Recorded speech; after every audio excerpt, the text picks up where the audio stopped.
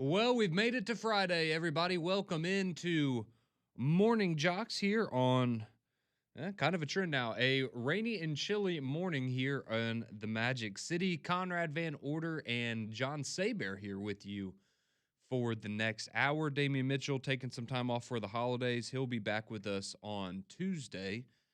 So an extended weekend for him. And we appreciate Saber being here as we have got a lot of stuff to get into today as a lot of good football coming up both tonight and tomorrow.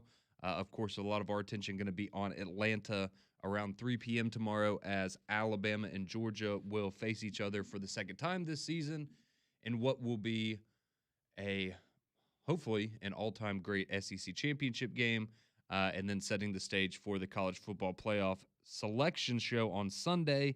Of course, we will find out the fate of the 12 teams that will represent in the college football playoff. So we've got a lot to get into today between that game and everything else going on in conference championship weekend. We're going to give you some of our picks for those games as we customarily do on Friday.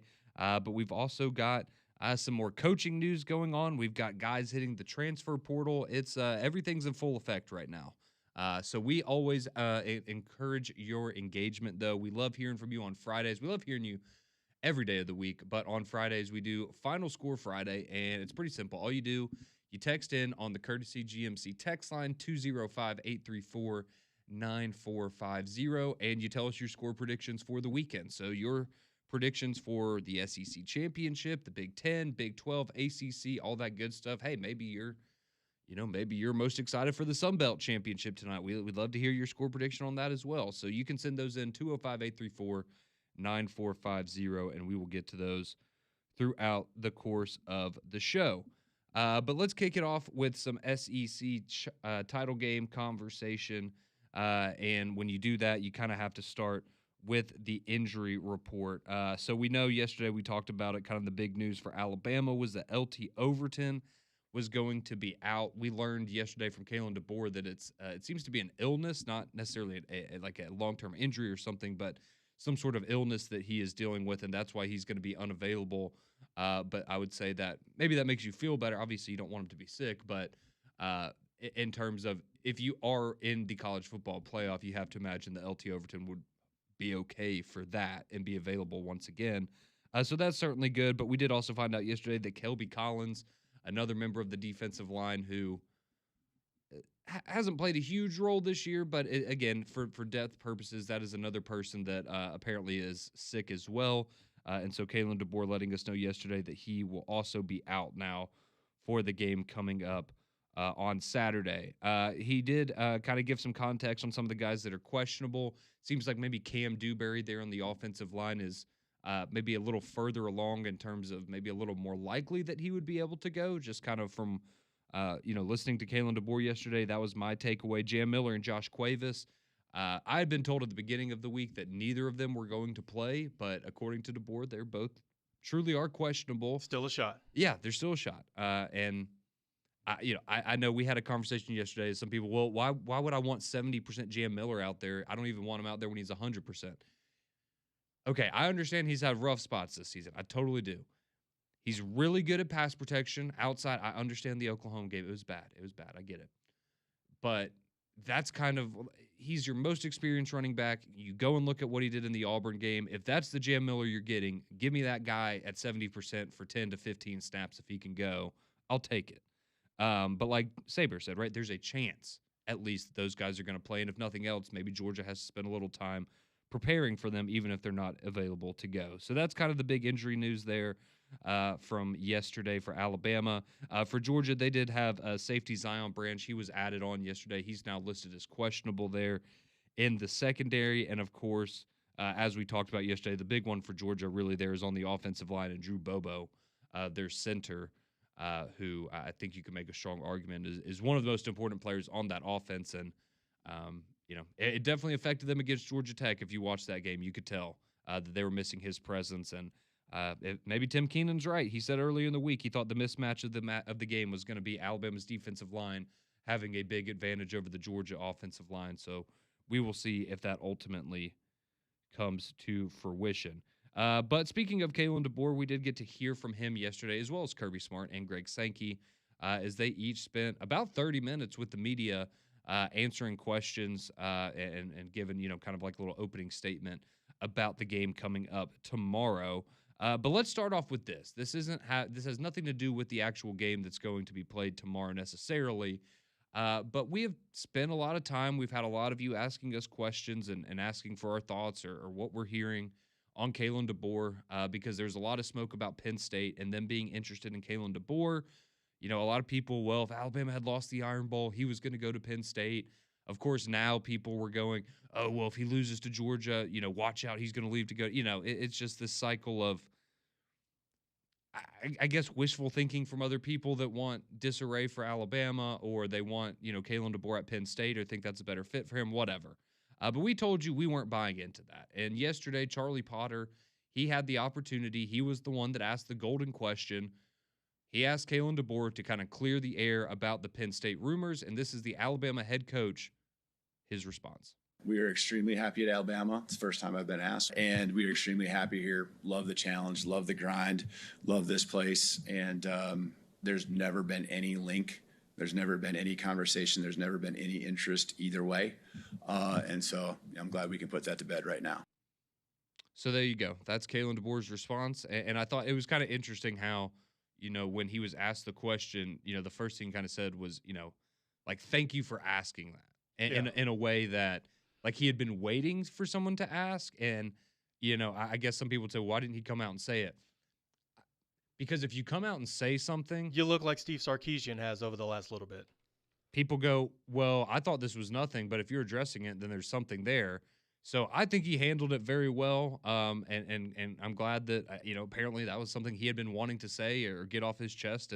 But he was waiting for someone to approach him about it, because, again, if you speak up about it, people are going to take it out of context and assume, oh, well, he's lying. If he wasn't interested, he would have mentioned it at all. So I think we cleared the air. I think Tim Brando still is a little confused about what's going on, but for the rest of us, must be a weekday then. Okay, exactly. But for the rest of us, it was just something about seeing Tim Brando responding under Alabama beat writers' tweets yesterday, like trying to, you say, well, it doesn't matter what he said. It's like, okay, and I understand that, but it was just kind of bizarre. Like, you seem very invested in this out of nowhere, Tim. You would think, as a guy who touted himself as the enjoyer of the fly in the ointment, the teams that enjoyed pure playoff privilege, that it seems that we're on the verge of getting two non-automatic qualifier, non-power teams into the playoff. He'd be more focused on that. And not Louisiana guys like, I want to tear down Bama, because that's all I got right now. That is actually a good point. It is kind of funny how many people are pandering about, Alabama shouldn't be in, Notre Dame shouldn't be in, BYU shouldn't be in, whoever it is that you don't think deserves to be in the conversation or deserves a spot in the playoff. And, yeah, you would think more people would be focused on, well, why do we have a system where we could potentially have a 12-team playoff with 2 group of 5 teams in there? Like, why don't we just have the 12 best teams, and then maybe this debate wouldn't be happening? So. And last year, I think maybe it might have been more on the forefront, but Boise deserved to be in no matter whether or not they won their conference, because they were clearly at least a top 10 ranked team. Were they, 7, 8, whatever they were? I don't know, but they were warranted in being in the top 12. Now, this year, obviously, Boise's not there, but you're going to have 2 teams that are ranked in the 20s, most likely, going to make this playoff. And we're more concerned that 10-2 Vanderbilt didn't make it. We're more concerned that trying to put a 9-3 Texas in, as opposed to, like, we're okay with, it seems as if, and if I'm seed number 7, 6, or somewhere in there, I'm not going to do it. I purposely flip those. If I'm number 6, I'd be a little mad, because I'm going to have to face someone stout. Meanwhile, seeds 7 and 8, they're going to get the lesser champs. Now, granted, all that's assuming that Virginia loses to Duke, but Duke is also only a 3.5-point underdog. And let's be honest, like Jurassic Park, if chaos can find a way into college football, life finds a way. So I'm under the assumption that Duke is going to win because that's probably how college football is going to operate. Chaos finds a way to reign. Yeah, that I don't think that's a bad thought process. And again, it's just one of those things where, like you're saying, you can't really, you don't have like hard evidence of it. But with the way the year has gone in the ACC, would it shock anybody if Duke won the game tomorrow? No, because that would just be the perfect ending to what's been just a weird season for the ACC. But moving on quickly, let's hear a little bit more from Kalen DeBoer. So you heard him there, kind of putting a kibosh on the Penn State rumors. Seems like he's pretty happy there in Tuscaloosa, as well as his family's happy there too. But let's hear from Kalen DeBoer. This is him talking about the narrative that Alabama has to win to make the college football playoff. Let's see Kalen DeBoer's thoughts on that whole mindset. I mean, it kind of blows my mind, as that's the exact words I used before, that we're really having this debate. I don't say that with any arrogance, because I understand there's a lot of good football teams out there, but we earned getting to this point. We're 4-1 against ranked teams. I mean, we're 2 points away from being 5-0 against ranked teams throughout the year. Every A4 team except for Wisconsin that we played this season, before, during, or after us, was ranked. And again, a 7-1 record, almost 8-0, 2 points from being 8-0. 4-0 on the road in the SEC, that jumps out at me. That's hard to do in the environments. Our guys have been tested, and just teams coming off buys. I mean, it doesn't matter. There's our guys have been tested, and we get to this point. We are playoff ready. We are focused on this game. We have not had one conversation about that, but we want to take care of business this Saturday and enjoy, again, the opportunity that lies right in front of us to play in the SEC championship.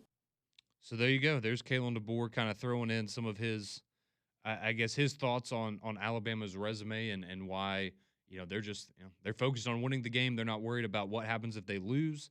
But I think, as we have talked about this week, with them jumping Notre Dame, barring, some sort of massive blowout loss to Georgia tomorrow, seems pretty likely that Alabama is going to be in the college football playoff. It's just, are they going to be somewhere in the 9 or 10 seed range, or are they going to have the opportunity to maybe even jump up and get a first-round bye if they have a victory? So let's wrap it up with a listen in on the other side of things. Kirby Smart, the head coach there of the Georgia Bulldogs. He doesn't have a great track record against Alabama. However, the one time that he played them twice in the same year, you remember, Alabama won the SEC championship. Georgia won the second matchup in the title game. So maybe this year will be the same. Alabama gets the win the first time in the regular season. Maybe Georgia gets the victory now in the second time. But this is Kirby Smart yesterday. He was asked if he thinks this SEC championship, does it have the feel of a college football playoff game for him going into it?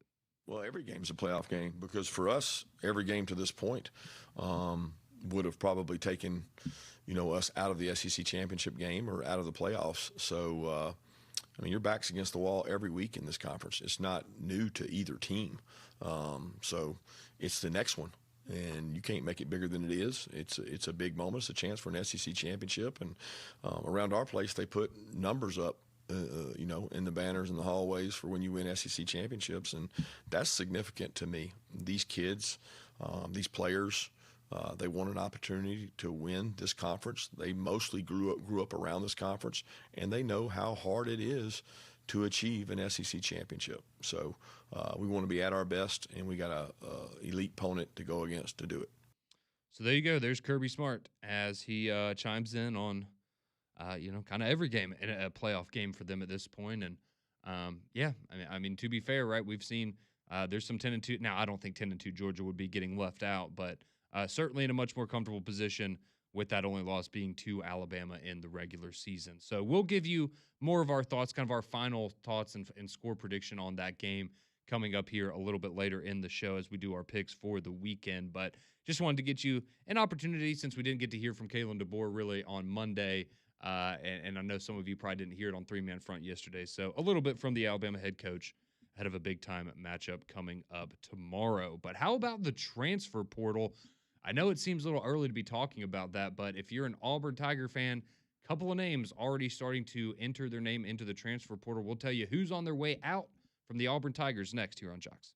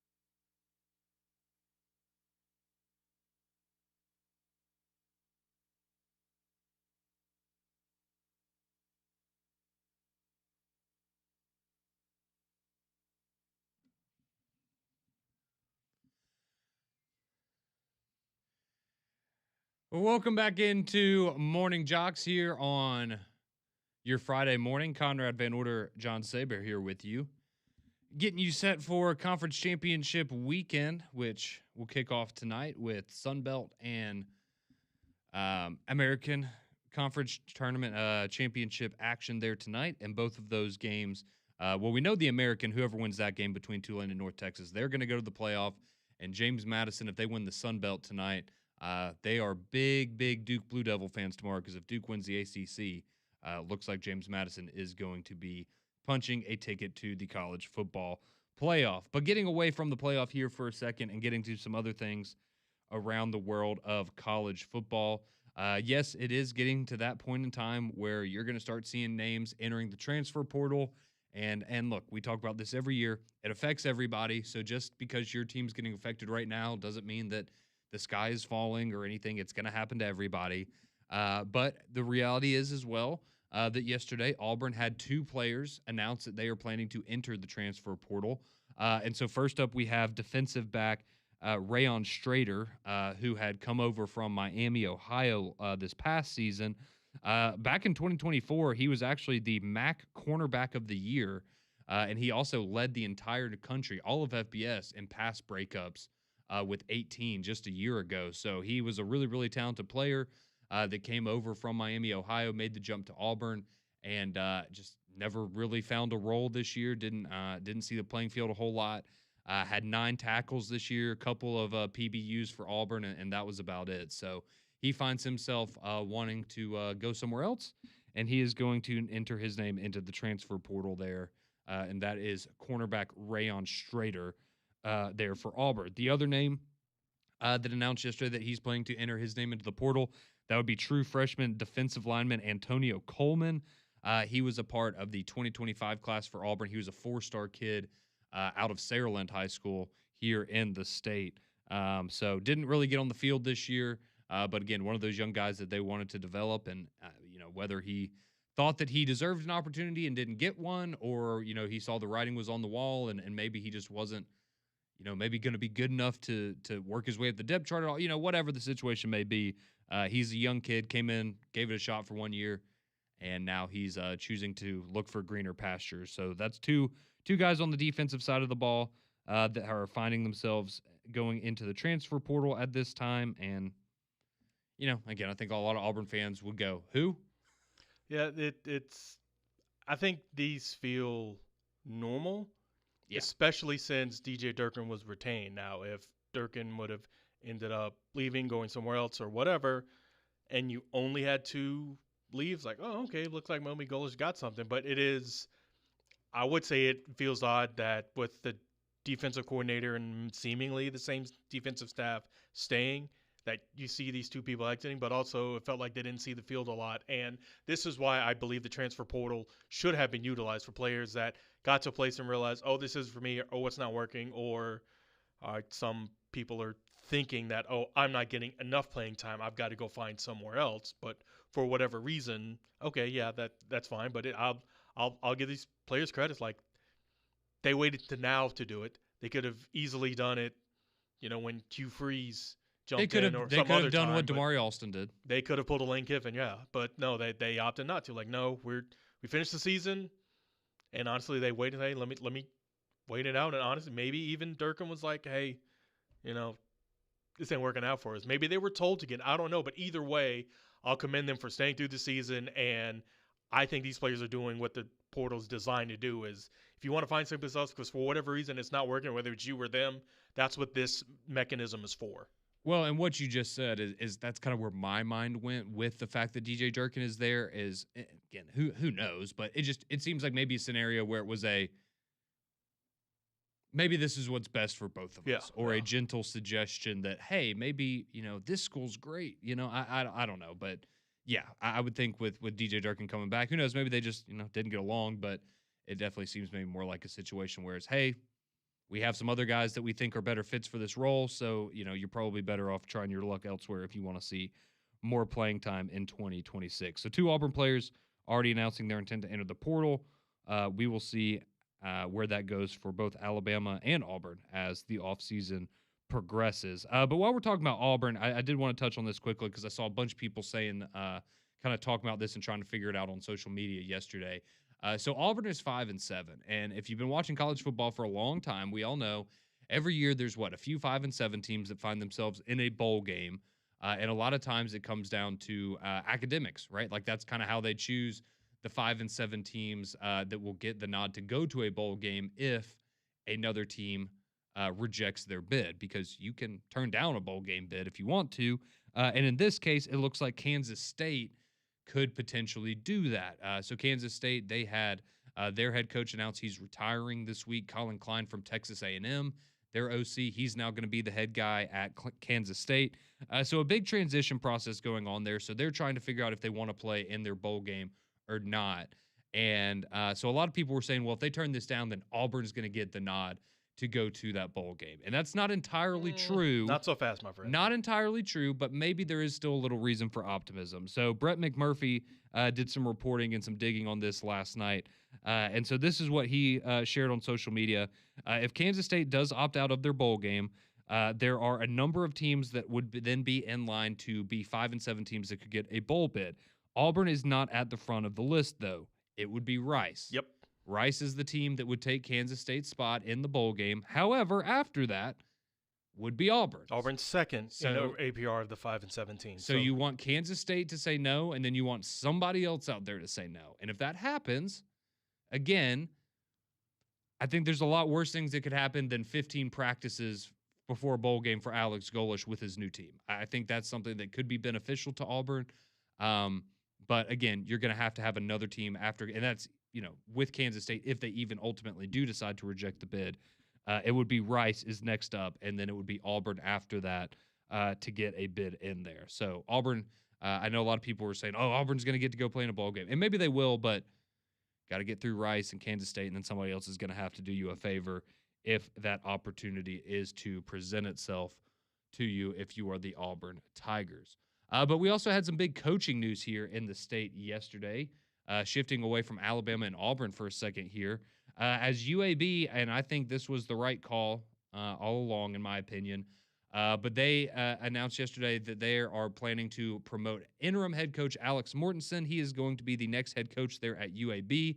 We had told you yesterday morning that it was trending towards the Presbyterian College head coach, because that's what the reports were saying on Wednesday night and into Thursday morning. But, we had always kind of had a belief that Alex Mortensen was going to get a fair shot to get the job. He went 2-4 in his 6 games after taking over. Obviously, the big upset over Memphis. And then he beat Tulsa this past week. I know some people, oh, it's Tulsa, okay. But that's not – UAB hadn't won a game on the road 17 straight games. And they did that against Tulsa. All of Dilfer's tenure. Yes, 100%. Hadn't won a road game. And this is – I don't know why it took this long. I don't either. This was a home run. It felt like maybe like they were trying to be a little bit Penn State. Oh, we can go and get this person. No, like the right. No, this is not like Penn State. Like the right guy was here all along. Like not only did he beat Memphis, but he knows how to win on the road. By the way, they won on the road when like a third of the team opted out of the game. Now, granted, understandably, they had some teammates that were stabbed. Yeah, and so a lot going on. Yeah, so it wasn't like they were just quitting because we're not making it, nothing's happening. Like no. Like they were given the option, and fully understandable, a good number of the players decided to not play in the game, and they still went on the road and got a win. Granted, I know Tulsa's not the greatest team, but they still did it on the road. Yeah, and he found a way to basically keep Memphis out of the college football playoff. Yeah, I think that's, again, if you watch UAB football this year, that win over Memphis was incredible. It truly was, and I think you have to give him a lot of credit for that. And again, based on everybody I've talked to, everything that I've been told, not only is he a very smart offensive mind in college football, but he is genuinely one of the best people you'll ever meet. And given everything that's happened at UAB over the last little bit, he's stuck around. So why would you not want to keep this guy around? I was about to say he wants to be there. Yeah. That's a big part. That's a big part of what Auburn people said this week about Golesh. It's like, at the end of the day, maybe I'm not, I don't know a whole lot about him, but I know that he wanted to be here, and that means a lot to a lot of people, a lot of fan bases. You want a coach that wants to be there. So UAB, they head forward with Alex Mortensen. I think that was a very nice job or a very smart decision there by UAB. But like Saber said, kind of confusing. It took so long, but all that matters is that we are ultimately here now. And then finally, the other two pieces of coaching news, just real quick. So James Madison, they have announced that they are bringing back Sunbelt Billy, as Billy Napier agreed to a 5-year deal yesterday. He will be the new James Madison coach after their season ends, and their coach, Bob Chesney, goes to UCLA. So Sunbelt Billy back once again, won a couple of Sunbelt titles there, was the 2-time Sunbelt Coach of the Year as well. So we'll see if he can replicate that success. And then Florida and John Summerall, they hire offensive coordinator Buster Faulkner from Georgia Tech. And so I thought that was a very interesting hire yesterday as Georgia Tech. Going to be interesting to see how they move forward, kind of like Vanderbilt, right? They've had like these couple years of success with Haynes King and Brent Key, and it's working out really well. And I think a lot of us are interested, what's that next era going to look like for that football program? And now they're going to have to do so without Buster Faulkner, but I think that's a nice hire there by John Summerall in Florida. So that's your coaching roundup, your portal roundup, everything going on around college football. But that's a perfect time for us to get back to the games, because there's a lot of great games coming up this weekend, starting tonight and tomorrow. We've got 6 conference championship games with major college football playoff implications. We give you our picks next on Jocks.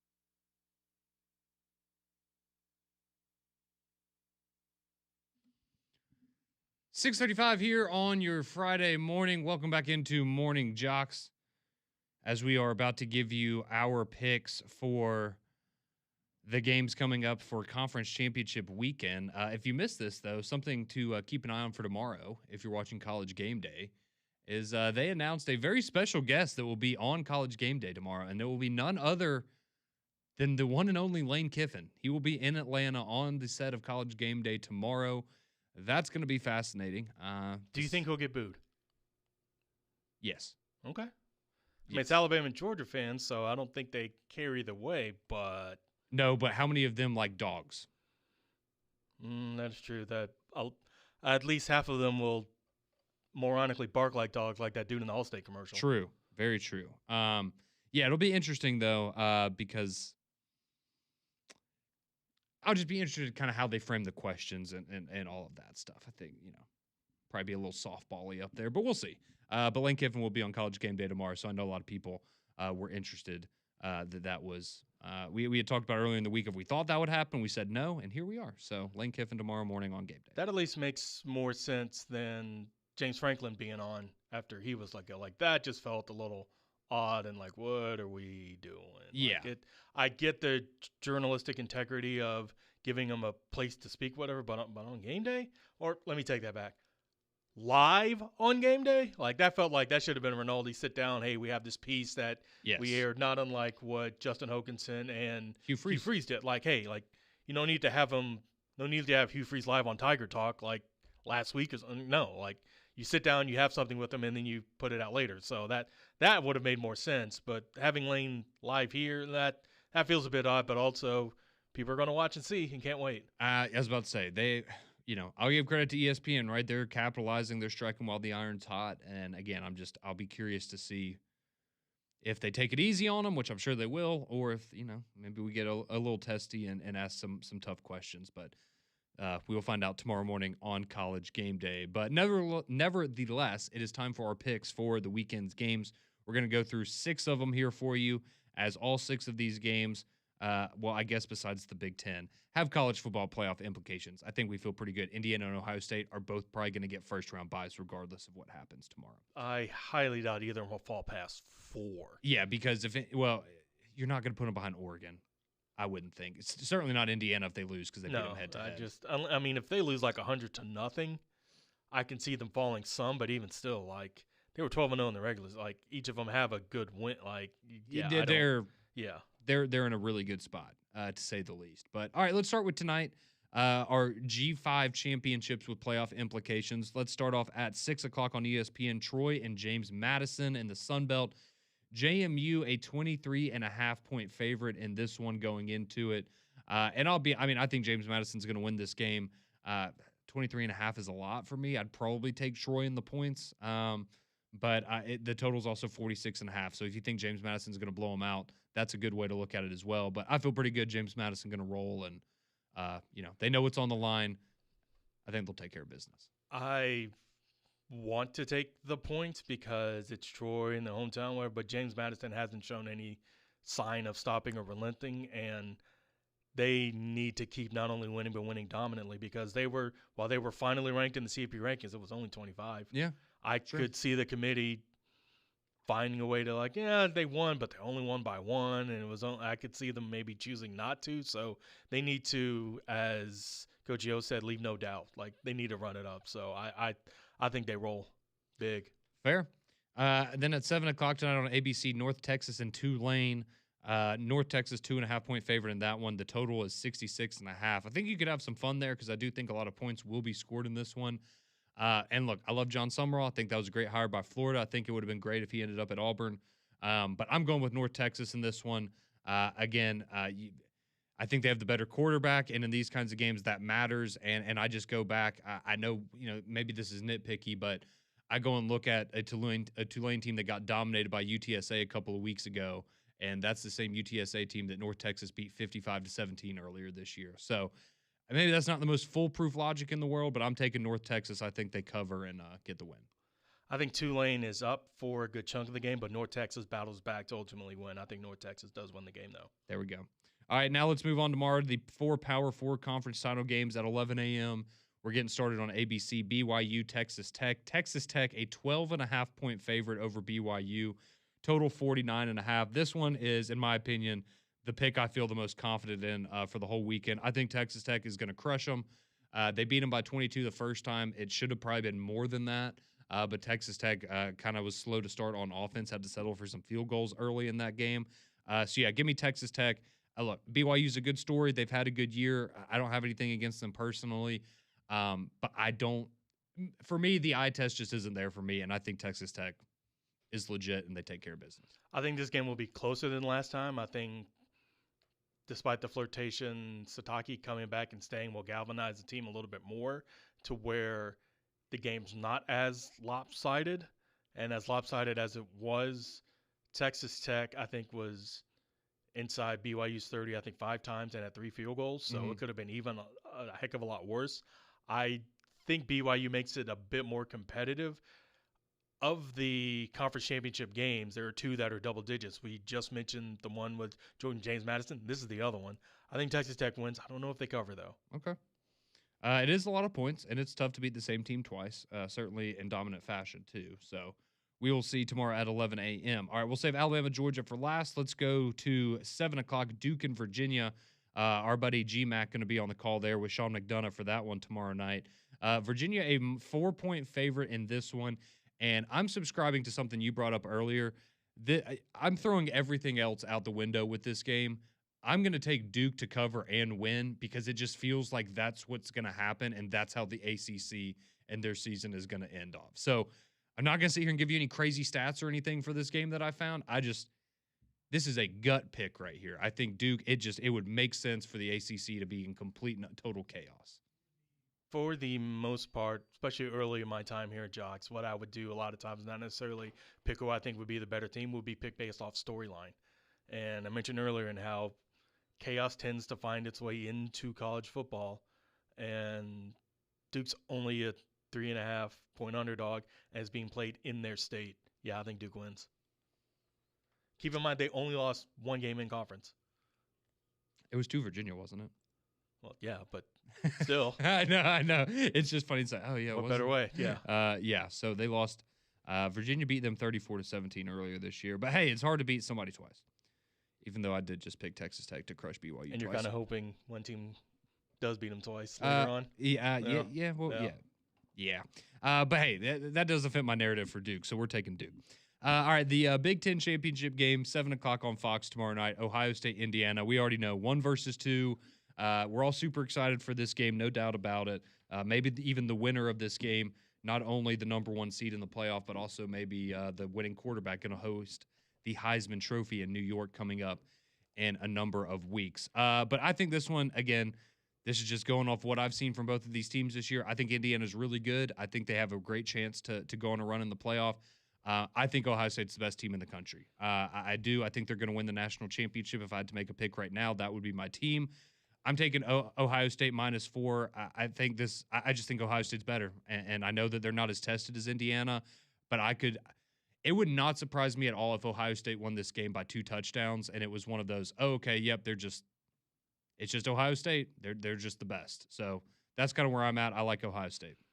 I do think Ohio State is the best team and has been basically the entire season. But we thought that Indiana was going to go into Oregon and just get skull-drugged, and the exact opposite happened. Yeah. They won by double digits. Indiana's going to give them a fight. And I don't know how much of a 4-quarter fight Ohio State has had to face all season. Fair point. And it took them losing last year to turn into the dominant machine that they were. Now, they've been the dominant machine all year, but they also haven't really had to face adversity. And, yeah, the Texas game was close, but they knew that they had that game. I think Indiana finds a way and gets it. All right, hey, I'm here for it. I'm absolutely here for it. I hope it's a fantastic game. It's one of those moments where, like, you bring up a great point about Oregon, because I thought Oregon was going to absolutely dominate them. And this is not last year's Indiana team. I think they're much more impressive, but I still do think Ohio State's the best team in the country, and they'll find a way to get a win and cover there. All right, the last game, of course, we saved the best for last. 3 o'clock tomorrow, ABC, Georgia, Alabama. Rematch. Alabama won 24-21 in Athens back in September. Georgia, a 2.5-point favorite in this one. The total is at 48.5. I feel the exact same way about this Georgia-Alabama game as I have just about the last 10 of them or so. And that is, I think going into it, Georgia has played better in the second half of the season than Alabama. I think you could say Alabama, maybe they're even a little more banged up injury-wise than Georgia is. However, you could say just about every time these teams play, I think Georgia's maybe a little more talented. Georgia's maybe been a little bit more impressive. And in the last 11 times we've seen them play, Alabama's won 10 of them. Georgia has only won 1. Granted, it was the second time that they played Alabama in a season that they got the win. So maybe that'll repeat itself tomorrow. But until further notice, Alabama is Georgia's daddy. And until they can get over that mental hurdle, I think it's a close one. I'll take Alabama by, I mean, they might win by 1 point, but I'll take Alabama. I think it's really, really close. I think everything you said is correct, except the fact that Georgia wins. I do think that Georgia is the better team. Mm-hmm. I think Georgia's been playing better lately, and I think Alabama's going to give them a heck of a game. But I think so many times this year they've played with fire. Absolutely. And I don't want to say play down to their competition, but Bama has found ways to, we can get it, and gotten that one turnover or that stop or that something. And for some reason, I don't think Georgia will play as tight this time. And I would rather be incorrect picking what I think is a better team than the team that I hope that, I don't want to call getting turnovers luck, but the way that their defense has been, it felt like it's not luck, but it is, because they've actually gotten those turnovers. They've gotten those stops. They've done what they needed to do to get it. But can they count on that the entire season? I mean, that luck seemingly ran out against Oklahoma, and they still only lost by 2 points. You heard Kalen DeBoer say that, we're 2 points away from being 8-0, but you still didn't get those 2 points. I just think this time, I think their luck runs out, and I think Bama loses. I think Georgia wins. Look, again, I think it's a total coin flip. Either way, I think you can make a great argument for both sides. And I agree. I think Georgia has looked better in the second half of the season than Alabama. It's just one of those things where, this is just one of those matchups where it's like, until proven otherwise, I think a lot of people probably just go. Exactly how I felt about Patrick Mahomes in the playoffs. I was like, I'm not picking against him in our office poll. Like, there's no way. It's blown up in my face so many times that I'm not going to pick against him. And then they took on the Eagles, and look, okay, so it can happen. So I think, again, till proven wrong, I feel like Alabama's going to beat Georgia just because they're 10 out of the last 11. But I feel like I want to get ahead of the curve. And, hey, if I'm wrong again, then I'm wrong again. But I just think Georgia's been playing better in the first half. Georgia hadn't stubbed their toe like Alabama has in the second half. And so, you know what? I'll give it to them. Well, and let's be completely honest, right? If it wasn't for a really bad dropped pass and maybe a little bit of a rushed play call by Kirby Smart, Georgia should have won the first game, right? I mean, I can admit that as an Alabama fan that Georgia probably should have won that first game. But, again, that's kind of my logic going into this one. Georgia probably should win this game. But we've seen a lot of those matchups where they should have won and they didn't. So going to be an exciting one tomorrow at 3 o'clock there in Atlanta. But a lot of you chiming in with your thoughts on Alabama and Georgia as well as the other games coming up. So that's where we'll go next. Your text on the Courtesy GMC text line 205-834-9450.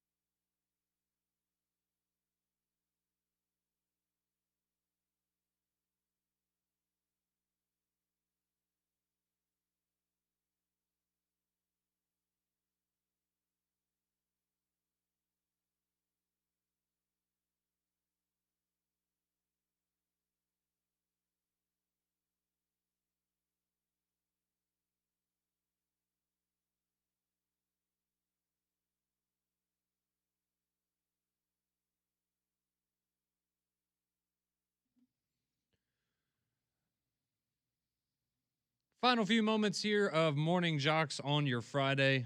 Appreciate you tuning us in each and every day here on Jocks, and hope you enjoy what should be a fun weekend of conference championship action around the college football world. Going to get to your text here on the Courtesy GMC text line, but first, a quick shout out to Damien's alma mater, Maplesville, as they won the state championship yesterday in Class 1A. They beat Wadley 42-14 to complete their perfect 15-0 season.